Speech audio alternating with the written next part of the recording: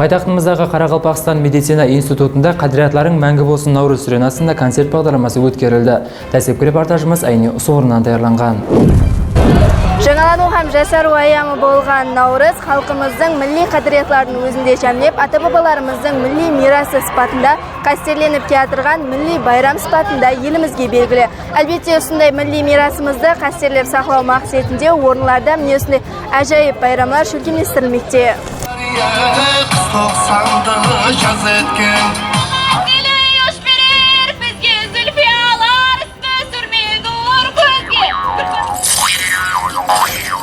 Әсірлер дауымында қалыптасқан Наурыз байрамын халқымыз күн менен түннің теңдесуі, табиаттың ояну іспатында кең түрде белгілеп келеді. Биылғы байрамда елімізде ұлыма халқылық сейіл тәрізінде жоғары шөлкемдескенлікпенен белгіленбекте. Институтта өткерілген байрам ләжі дауымында студент жастар тарапынан байрам тамашалары, қосқылар атқарылып, милли тағамлар көргізбесі һәм спорт ойынлары шөлкемдестірілді.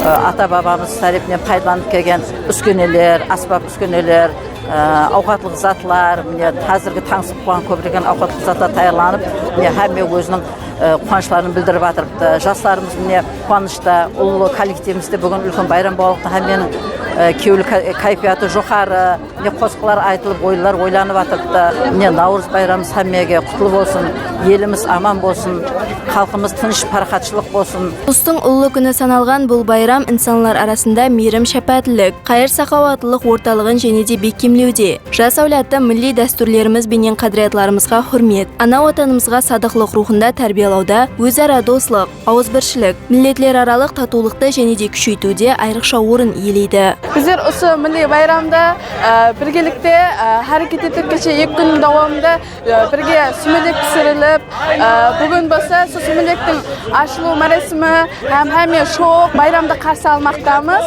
Наурыз байрамы жаңалану һәм жасару байрамы. Сіздерді де Наурыз байрамларыңызбен шын жүректен құттықтап қаламын. Айтып өтуіміз керек, жасару аямы Наурызға бағышланған сейілдер һәм милли байрам тамашалары республикамыз бойлап давам етпекте.